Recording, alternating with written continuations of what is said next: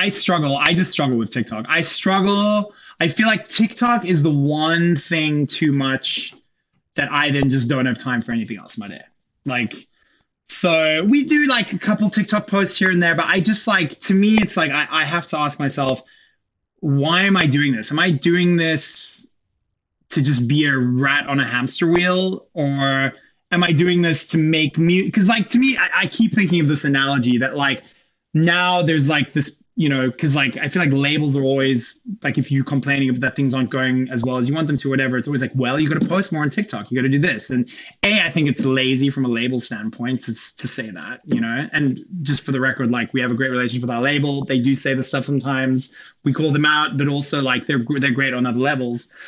But I just think that, like, it just starts to feel like, well, okay, now you just have to go, like, live at the casino because you never know when you're going to have a jackpot, when you're going to hit the jackpot, So everyone just has to live at the slot machine and keep pulling the slot machine. And the only people it's making rich are the people who own TikTok, who are advertising. And, like, everyone else is just basically posting, not getting a lot of views. And then you get a lot of views on one. And then you're like, oh, well, I got to keep posting. It's just, to me, it just feels like this hamster wheel.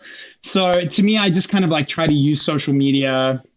I don't let it rule my life. I try to use it just to reach fans and post things that I want to post about. But, like, I try not to get too caught up in it because it just, I just think it's not going to end well.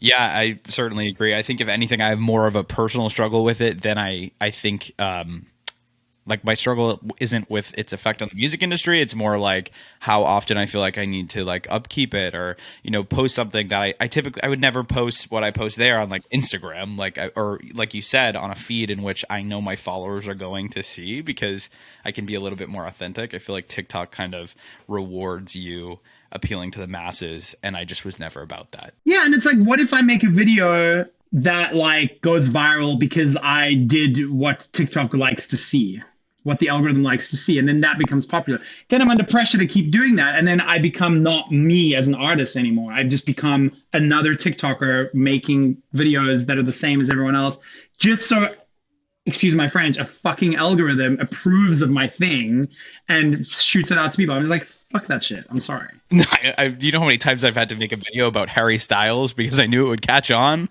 I haven't even listened to his record. Yeah, it's bullshit. It's absolute, like, and again, I acknowledge there are good things about these apps. Like, I do think that there is good stuff about social media, but you gotta realize this is literally the reason it's free is because it's using you, and your attention is the product.